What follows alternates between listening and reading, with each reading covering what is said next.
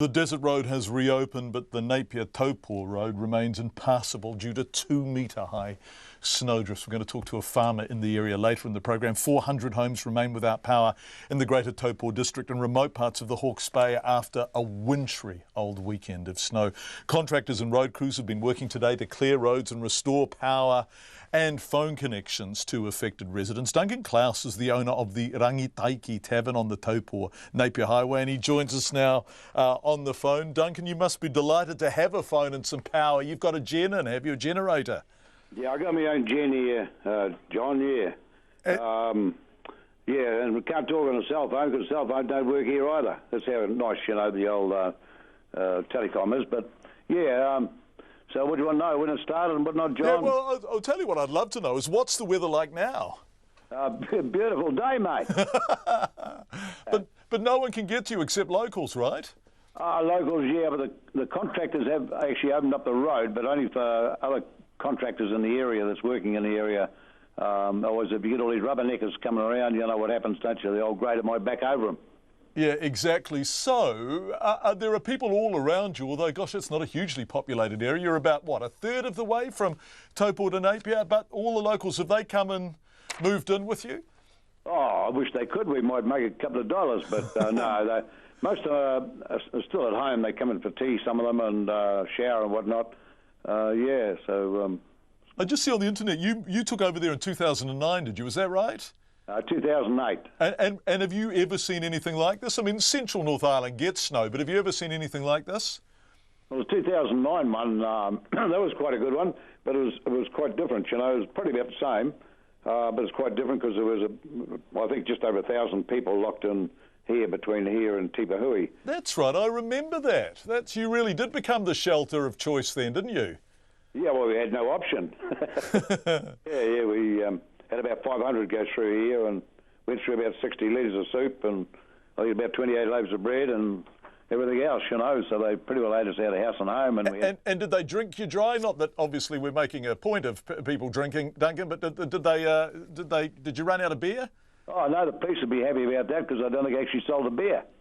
Goodness gracious me. So... yeah, I had some of them locked in here for about 3 days before they got out, but no, it was a pretty dry, session, if you know what I mean. Yeah, absolutely. So when is the road going to be open again, and when will your power be stored so you can stop using your generator?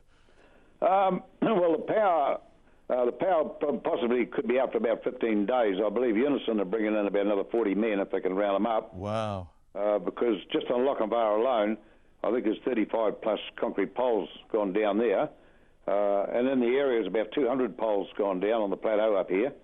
And there's one of those big 33s, which is a big cable, goes right through to the big pylons, go right through to Napier. One of those is tipped over Turkey, and so that'll be a while doing that too. But yeah, anyway, the contractors are sort of into gear now, and tomorrow I think we'll see a lot of progress.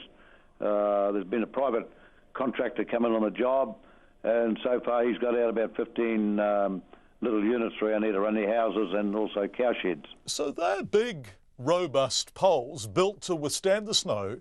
It wasn't the wind, it's just the sheer weight of the snow that knocked them over. Yeah, or just the ordinary steel fences. They're about 4 inches thick, I mean, they look quite good actually. But yeah, you get that weight on there and then you get a bit of a breeze blowing, and because there's a big area that'll catch the wind when you take it between pole and pole, and I guess that sort of swings the top of the poles over and then bang, down they go. Did you see any go down or hear any go down? No, we've got no concrete poles here on our property, but yeah, there's devastation right through. There's a lot of wires went across roads and across tracks, private roads, and obviously a lot of wires are brought down in those areas, and even not Tagara, Kinley itself. Yeah. There's a lot of trees and whatnot down through there. But yeah, and there's been a few stock losses too. I can't put a figure on that there at present, but I believe there's been quite a few stock losses. Gosh, it's a big job to clean up, isn't it? Oh, hell yeah. Well, that's sort of only the beginning too. I mean, there's houses here that all the spouting's ripped off, and there's garages that have fallen in on a lot of homes, actually. Garages are caved in. Just the weight of the snow on the roofs. Yeah, well, it varied, from sort of 2 feet to 3 feet thick throughout the plateau here. Yeah. Hey, Duncan, just before you go, what's the soup? What are you doing if people manage to get to you? A bit of pet possum pie and curly pigtail soup. Sounds good to me. Hey, they're down pretty good, eh? Yeah, delicious. Duncan Klaus from the Rangataiki Tavern. That's on the Napier-Taupo Highway. I guess about a third of the way from Taupo as you're heading east. Not a very busy part of the country. And as Duncan said, just over 200 power poles down, a huge clean-up job to come.